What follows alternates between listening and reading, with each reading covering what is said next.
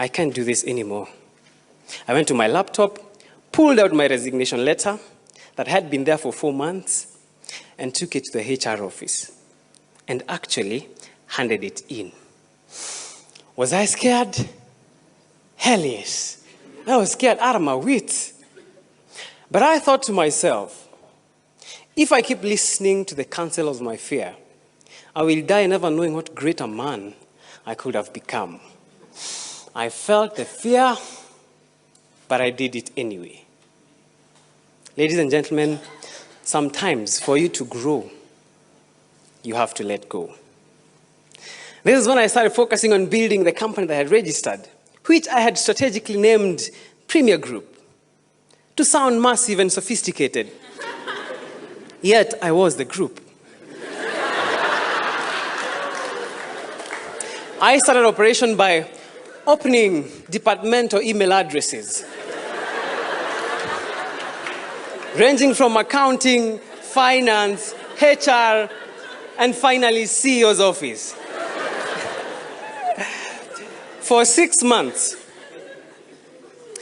my sent items were in their hundreds. But there was nothing coming into my inbox. Not even spam emails. The only emails in my inbox were the ones I was sending to myself to find out if this thing is still working. Whenever I sent an email to a potential client, I would send using the sales account. And after introducing a product, I would say, copied here in is a CEO, in case you'd like to discuss further details. I did not have an office, therefore I operated from my bachelor pad. Hint, bachelor pad. Whenever somebody or a client requested for a meeting, I will ask them, let's do this over a cup of coffee. And I think, man, he's so kind. Unknown to them, it had nothing to do with kindness.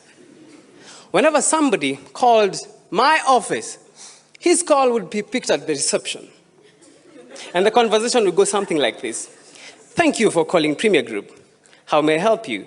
And the client would request to speak to the CEO.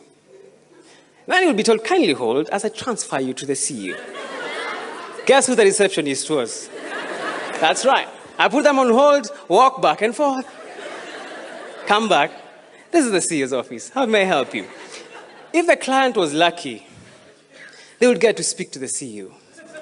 But once in a while, the CEO would be in a meeting and they would be requested to leave a message.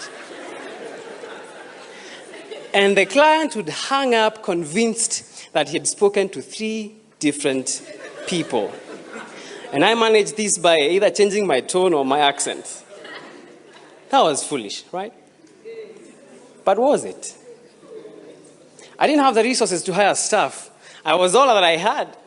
Therefore, I had to do what I had to do.